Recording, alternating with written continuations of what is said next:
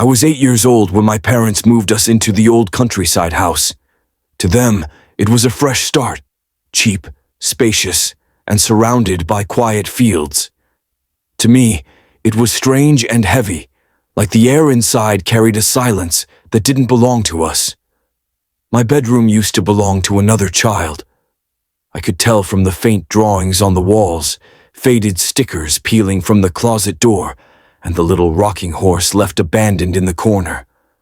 My mom said the owners couldn't take everything when they left, but I always felt as if those things weren't forgotten.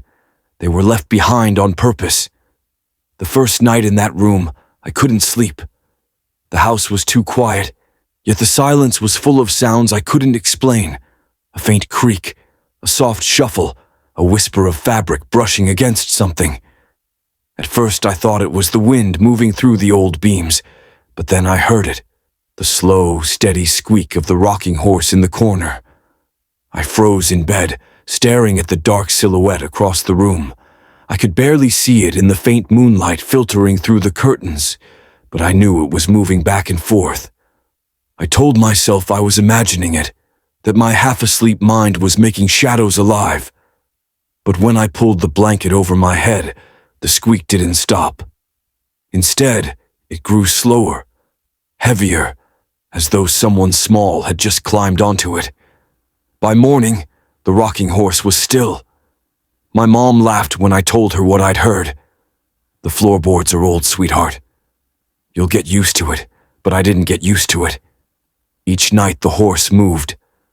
Sometimes it was only a slight creak.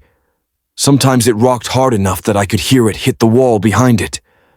After a week, I noticed something even worse. The drawings on the wall, childlike doodles of smiling faces, looked darker, as though someone had traced over them with a black crayon during the night. One morning, I swore I saw a new one, a face I hadn't noticed before. Its smile was wider, its eyes too big and empty. I tried scrubbing it off, but the mark wouldn't fade. One night, I woke up to the sound of breathing. It wasn't my parents. They were far down the hall. This breathing was close, shallow, almost wheezy. I held my breath, pretending to sleep, until I felt the mattress dip slightly at the edge of my bed. Something small, like the weight of a child, had climbed up. Slowly, I turned my head toward the rocking horse. For the first time since we moved in, it wasn't moving. Instead, I could make out a small figure sitting on it. Pale, thin, with its head tilted too far to the side. I shut my eyes so tightly it hurt, too scared to scream. I don't remember falling asleep, but when the sun came up, the figure was gone. The mattress, however, was still indented, as if something had really sat there. I begged my parents to let me share their room, but they brushed it off as nightmares. My dad even moved the rocking horse into the attic to calm me down. That night I finally thought I'd sleep in peace. But at 3 a.m., the creaking returned. Except this time it wasn't in the corner. It was above me, in the attic. The rocking was louder now, as though whoever was on it was angry. I buried my face into the pillow and cried until morning. The next day, I snuck into the attic to prove to myself it was just my imagination. Dust covered everything, but the rocking horse sat in the center, its wood polished clean, as if someone had been touching it all night. On the seat, scratched deep into the wood, was a single word: S-T-A-Y. I never told my parents about that word. Even now, as an adult, I don't know if I should have. Because deep down, I know that figure wasn't warning me. It wasn't asking me to stay.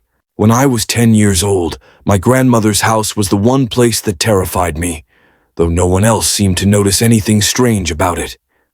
It was a towering, decaying old structure with narrow hallways, faded wallpaper, and ceilings so high that they seemed to swallow light. The adults loved it for its old charm, but to me, it felt alive, as though the walls were always listening. The worst part was the basement. My grandmother warned me never to go down there. saying it was full of broken furniture, rusted tools, and unsafe wiring. But curiosity is stronger than fear when you're a child. One summer evening, while the adults chatted in the living room, I slipped away and crept down the narrow wooden steps. The air grew colder the further I descended, and the smell of damp earth and mildew wrapped around me like a blanket I couldn't shake off. At the bottom, I found rows of dusty boxes, old picture frames, and cracked furniture. Everything seemed ordinary at first, until I noticed a door tucked away in the farthest corner. It was smaller than the others, almost child-sized, with a handle so rusted it looked as though it hadn't been touched in decades. I shouldn't have opened it, but I did. Behind the door was a tiny room no bigger than a closet. The walls were covered with strange, uneven scratches, like someone had clawed at the wood.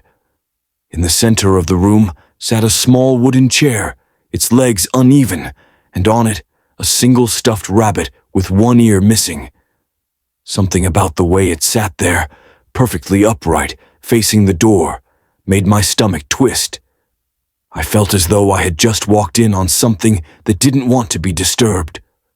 I reached for the rabbit, and the moment my fingers brushed its fur, I heard a sound. Not a creak, not the shifting of the house, but a laugh, a child's laugh, high-pitched, sharp, and close. My heart froze. I dropped the rabbit and ran out of the little room, slamming the door shut. I tried to sprint up the stairs, but halfway up, I heard footsteps rushing behind me, light, quick, like bare feet hitting the concrete floor. I didn't dare look back. I bolted up into the kitchen, slammed the basement door shut, and pressed my back against it. No one believed me, of course. My grandmother chuckled and told me I was letting my imagination run wild. My parents scolded me for sneaking down there in the first place. But from that night on, I avoided the basement at all costs. Still, the basement didn't avoid me.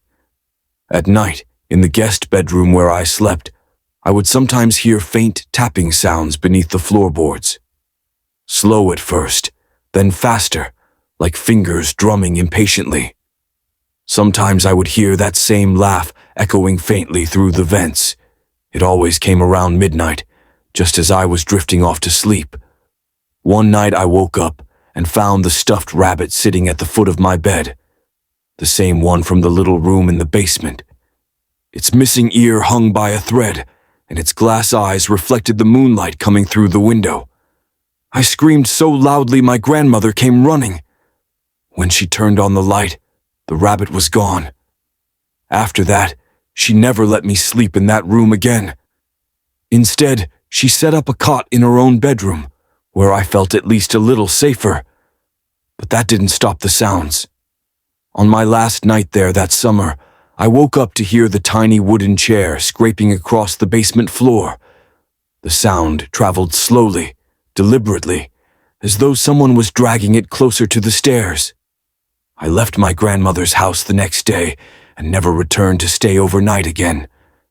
She passed away a few years later, and the house was sold. But sometimes I wonder about that little room in the basement. Did the new owners ever open the child-sized door? Did they ever hear the laughter that haunted me for years? Even now, when I think about that rabbit, I feel the same chill crawl up my spine. Some memories don't fade with time. They rot, they fester, and they whisper to you when you're alone. And I know, with a sickening certainty, that whatever I heard in that basement wasn't just a memory. It was something waiting. I was 11 when my family moved into an apartment building that seemed normal on the outside, but felt wrong the moment we entered. It was one of those tall, gray buildings with long, echoing hallways and flickering lights that never got fixed. My parents said it was just temporary until we could afford a house. For me, it became a place I'll never forget, for reasons I wish I could erase. Our unit was on the 5th floor, and my bedroom faced the back alley.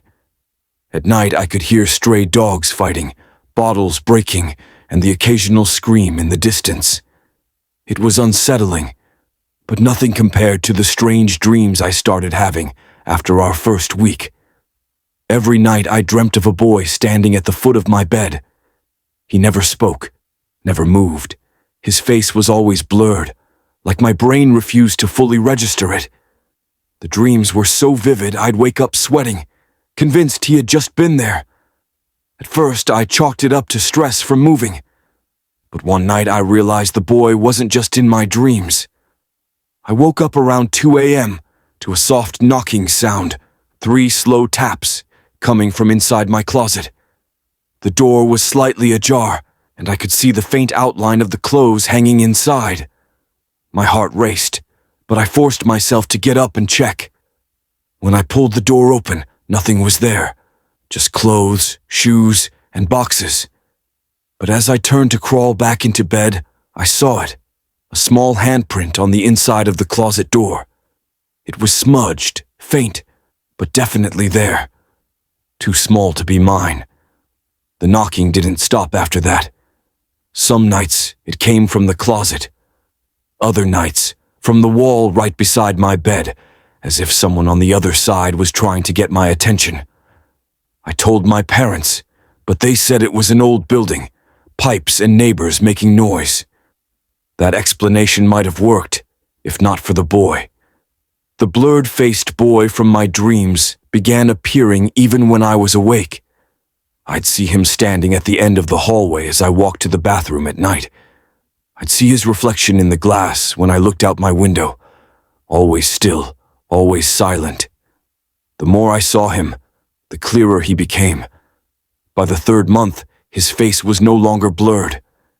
He looked about my age, pale, with dark rings under his eyes and lips that seemed too thin, too stretched.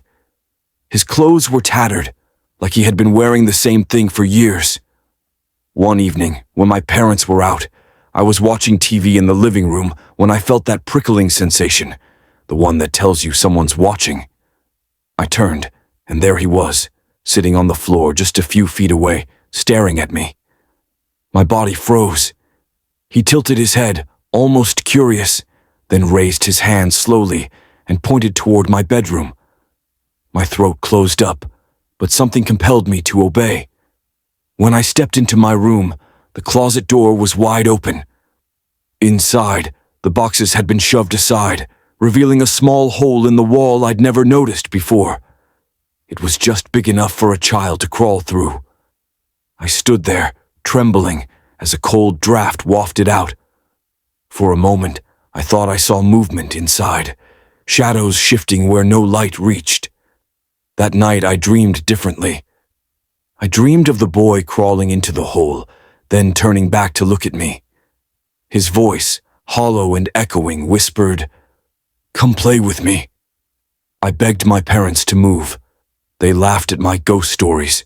But a month later, after a series of strange disturbances, the sound of footsteps pacing in my room when I wasn't there, the apartment door unlocking by itself, they finally agreed we should leave. On our last night, I woke to the sound of crying. Not adult crying, not my parents. A child sobbing, muffled but coming from the closet.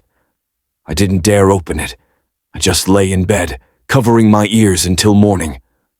When the movers cleared out my room, they found the hole behind the boxes again. Only this time, there was something inside, a small, broken toy truck caked in dust. The movers tossed it aside like junk, but I couldn't stop staring at it. It looked decades old. Years later, I searched news archives about that building.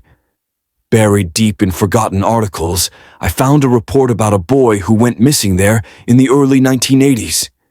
His family lived on the 5th floor. They searched everywhere but never found him.